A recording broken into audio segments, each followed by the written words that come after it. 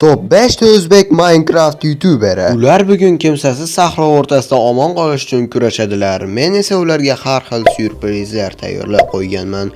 Ular sahroda omon qola olishadimi yoki yo'q? Bugungi videorolikda bilib olishingiz mumkin. Sizlar bilan Kamina Kamtarim Boqirchik va biz boshladik.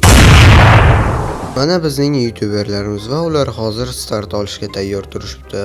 Va do'stlar, mening yana bir syurprizim mana bu tomonda joylashgan. Xo'sh do'stlar, hozir sizlar juda dam olib turinglar va kunduzi bemalol o'z ishlarini boshlayverasizlar.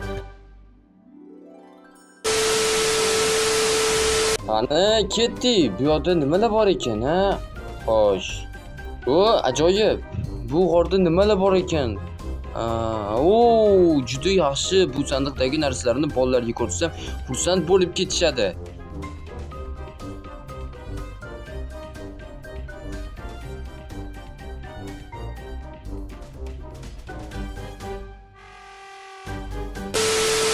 Hello my niggers, with you Boqirchik.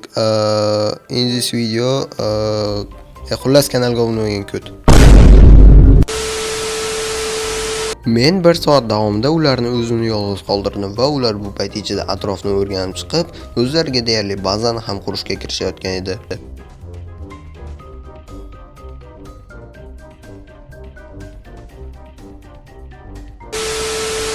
Oradan bir necha vaqt o'tdi va Polo Artifact Hacker shaxtada o'zlari uchun kerakli bo'lgan rudalarni qazishga tushib ketishdi.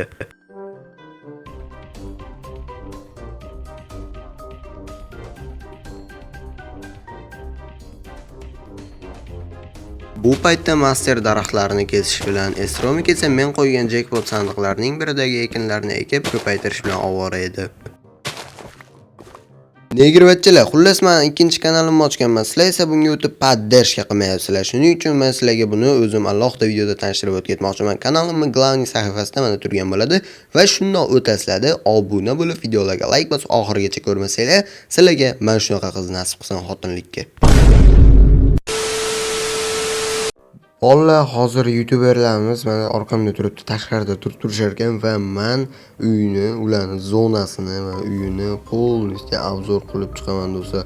Atrof qo'rg'onli bo'lib, takkoy bo'lib chiqaman. Bitta yangi daraxtlar ekib qo'yibdi. Mana yashil anaqa qaydan olib keldi desanglar, ya'ni loylarni, mana burchakda ozgina tuproqlar bor.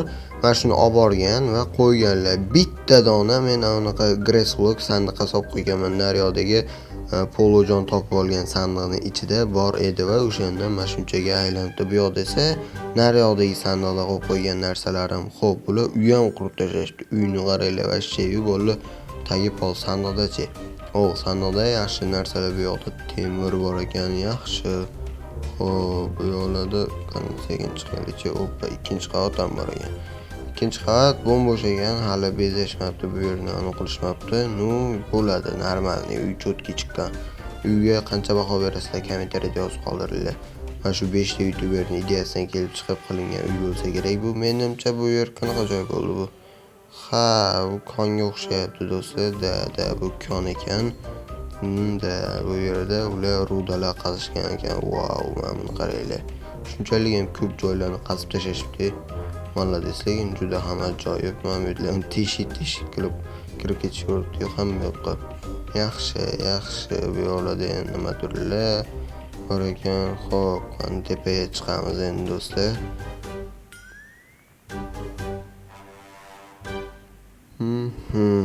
Uyning atrofi mana real hayotdagi uylarga o'xshab bo'lgan.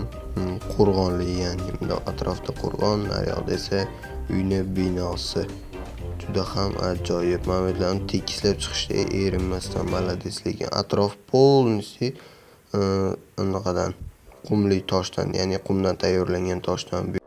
Do'stlar, agar sizlarga bu 5 ta YouTuberning sahroda yana qanday nimalarni boshdan o'tkazgan sizlarga agar qiziq bo'ladigan bo'lsa, videoga like bosib qo'yishni unutmanglar. Keyingi videoroligimizda mana shu videoning ikkinchi qismi chiqishini xohlasanglar, kommentariyada o'z fikrlaringizni yozib qoldirishni unutmanglar. Xayr, sog' bo'linglar, salomat bo'linglar.